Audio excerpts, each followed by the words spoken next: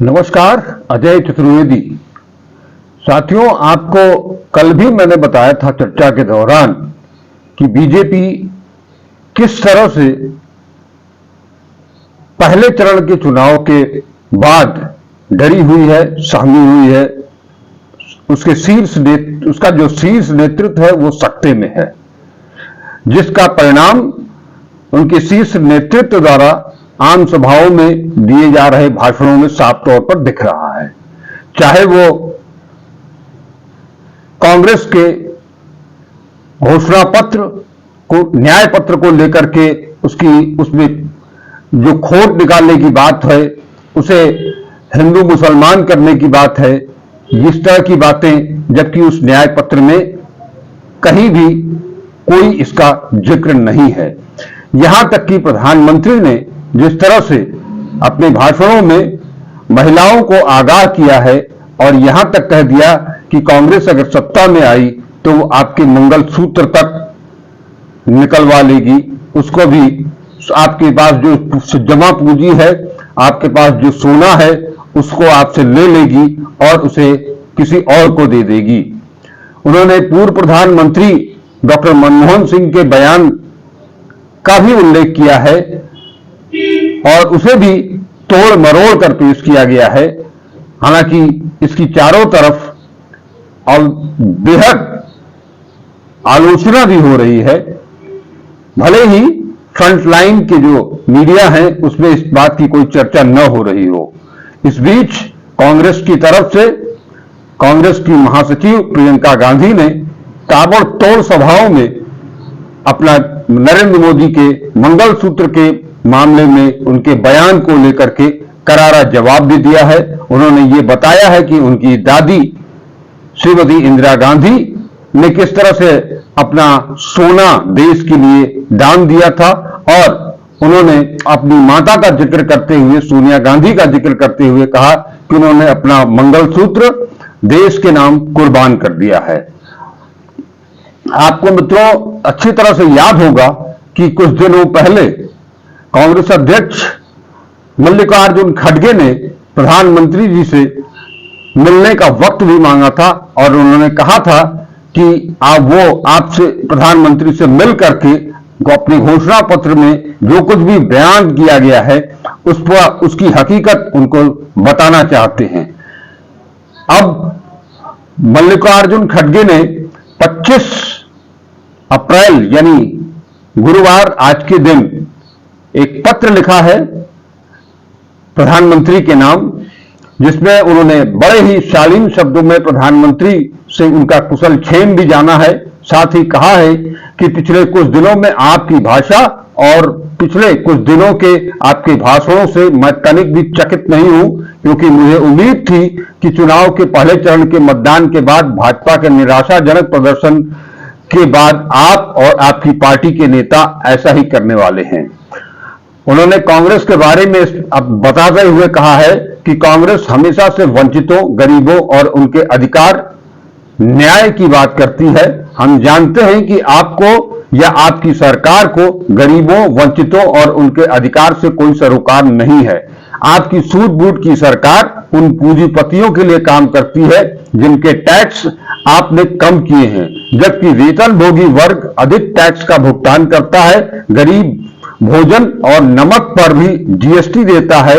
अमीर corporate GST refund का claim करते हैं। यही कारण है कि जब हम अमीर और गरीब के बीच असमानता की बात करते हैं तो आप जानबूझकर इसकी तुलना हिंदू मुस्लिम से कर रहे हैं। हमारा घोषणा पत्र भारत के सभी लोगों के लिए है। इस बात से कोई फर्क नहीं पड़ता कि वे हिंदू हैं या मुसलमान अथवा सिख, ईसाई, जैन या बौद्ध। मुझे लगता है कि आप अभी भी अपने स्वतंत्रता से पहले के सहयोगियों मुस्लिम लीग और औपनिवेशिक मास्टर्स को भूले नहीं हैं। कांग्रेस ने हमेशा से गरीबों को सशक्त बनाने का काम किया है और आप गरीबों की कमाई और संपत्ति छीनने में लगे हैं।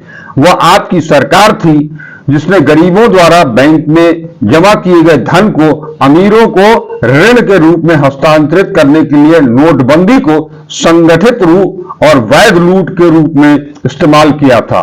फिर आपकी सरकार द्वारा इन ऋणों को गुप्त रूप से माफ कर दिया गया।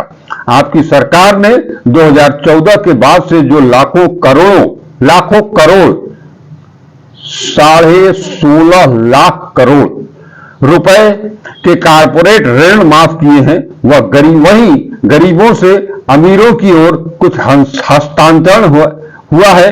आपने किसी भी किसान, कारीगर, MSME या छात्रों का ऋण माफ नहीं किया है।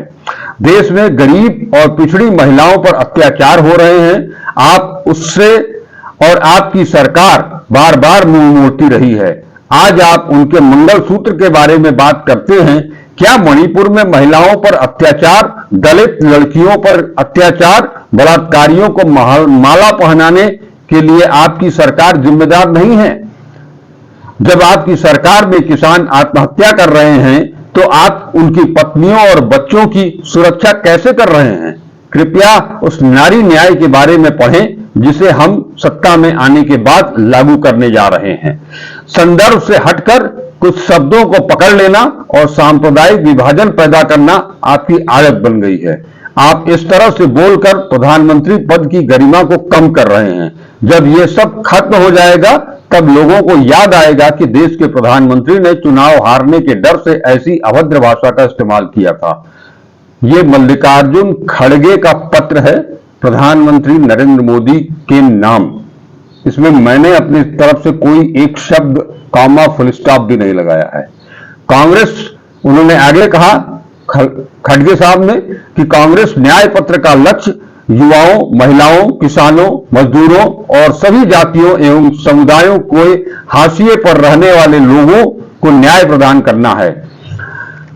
आपके सलाहकार आपको उन चीजों के बारे में गलत जानकारी दे रहे हैं जो हमारे घोषणा पत्र में लिखी ही नहीं गई है। मुझे व्यक्तिगत रूप से मिलकर आपको हमारे न्याय पत्र को समझाने में बेहद खुशी होगी ताकि देश के प्रधानमंत्री के रूप में आप कोई भी बयान गलत न दें। ये कांग्रेस अध्यक्ष मल्लिकार्जुन खड़गे साहब का पत्र है जिसे मैंने आपके सम्मुख वांचा है। इसमें मुझे जहां तक लगता है कि खड़गे साहब ने हाल के दिनों में जो प्रधानमंत्री जी ने अपने भाषण दिए हैं जगह जगह घूम करके विभिन्न रैलियों में, उसको आधार बना करके और जिस तरह से उन्होंने जिन भाषाओं का इस्तेमाल किया है उस पर उन्होंने कटाक्ष किया है और ये पत्र लिखा है। अगर इसमें कहीं कोई त्रुटि हो, कोई गलती हो तो आप इस वीडियो के कमेंट बॉक्स में जाकर के अपनी आपत्ति, अपने विचार दर्ज करा सकते हैं।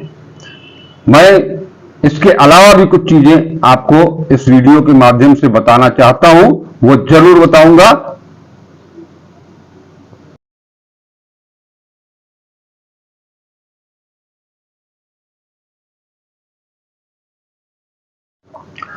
मित्रों, हाल के दिनों में जो प्रधानमंत्री जी ने भाषण दिए हैं उस पर न केवल कांग्रेस अध्यक्ष मल्लिकार्जुन खड़गे ने उनको पत्र लिखा है बल्कि चुनाव आयोग ने भी उन भाषणों को संज्ञान लिया है। इस संबंध में आयोग ने नोटिस भी जारी कर दी है। शायद जहां तक मुझे याद पड़ता है कि पिछले 10 सालों में निर्वाचन आयोग की तरफ से प्रधानमंत्री को चुनाव के दौरान दिए गए भाषणों पर कोई नोटिस दी हो, यह पहला मौका ऐसा लगता है कि चुनाव आयोग ने प्रधानमंत्री के भाषणों पर नोटिस जारी किया है।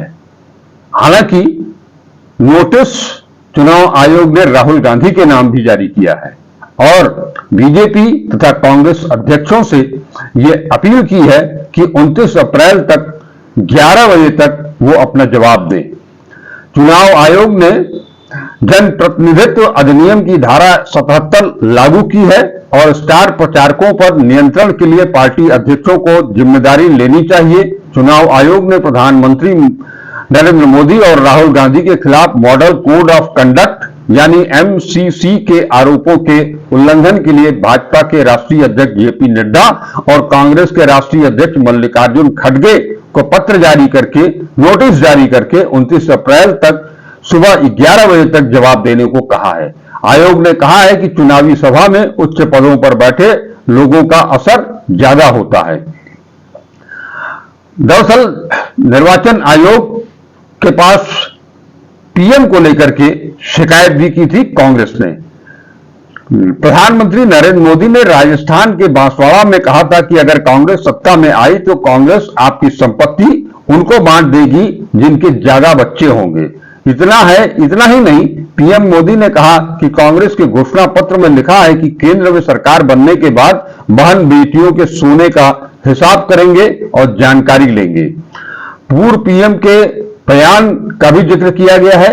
प्रधानमंत्री नरेंद्र मोदी ने पूर्व प्रधानमंत्री डॉक्टर मनमोहन सिंह के 2006 में दिए गए एक बयान का भी जिक्र किया है, जिसमें मनमोहन सिंह ने कहा था, बकौल वर्तमान प्रधानमंत्री मनमोहन सिंह ने कहा था कि देश के संसाधनों पर पहला अधिकार अल्पसंख्यकों का है।